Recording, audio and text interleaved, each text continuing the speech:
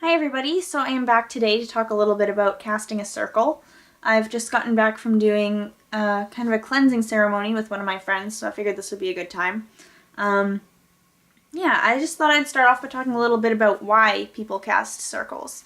So some common reasons to cast circles would be to try to push negativity away, try to keep negativity out, to create a protective space around yourself, or to create kind of a vacuum for energy. I know that I cast circles to do all of these things. I cast them to keep me safe. I cast them to keep negativity away. I try to cast them in a way so that they will contain all of the energy that I'm going to work with.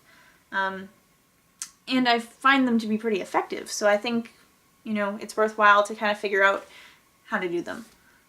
So I'm just going to talk about how I do them. There's probably a few different ways to do them, but I think that the general gist of it kind of stays the same.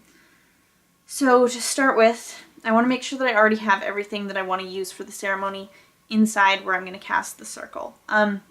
Today I cast my circle out in front of that willow tree that I showed you in my last video. I do a lot of stuff there. Before I cast the circle, I might try to purify the ground. I might use a broom and try to sweep away the negativity. I might sprinkle salt water, whatever works for you. And after that, I might mark out the circle. I might put, a candle in each four corner. That's a fun thing to do. Works well, and it helps when you're calling the four corners. Or you can just draw it on the ground with a stick. That's what I did today.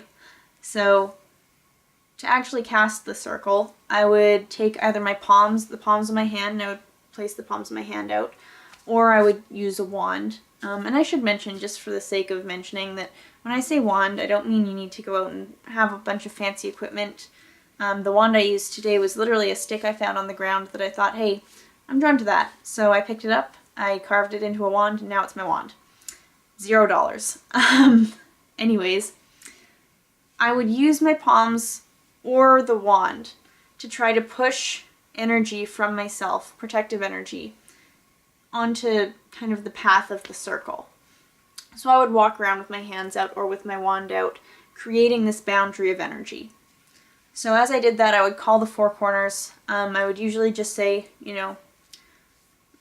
acknowledge each corner, acknowledge north, east, south, west, ask for their guidance, ask for their help, ask for their just protection and presence, I guess. As I cast the circle, this is when I personally choose to invoke anything I'm going to be bringing into the circle. So some people choose to invoke after the circle's already been cast, but I like to invoke during the circle, mostly just because I like saying, all of this negativity is going to stay out, and this is what I want in the circle. So I do it while I cast. So I would say, calling all my spirit guides, calling anything, if there's a god or goddess that you're in particular working with, this would be the time for me to call them. But if you choose to wait until after you've already completed the circle, that's fine too. I would also just be saying, prayers. I would be asking for the protection of the universe. I would be asking for the help of the universe in whatever it is I'm doing, for example, a cleansing ceremony. And as you go around, north, east, south, west, you come to completion. You should feel the energy hanging in the air there, if you're in tune, I suppose.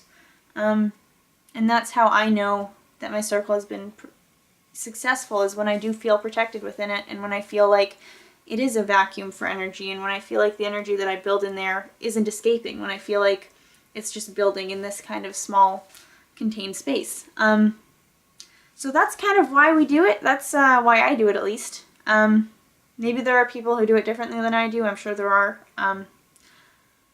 But that's always worked for me. And yeah, I hope that this has been helpful for somebody. I will be back soon to talk a little bit more about rituals, ceremonies, all of that good stuff. Yeah, so stick around.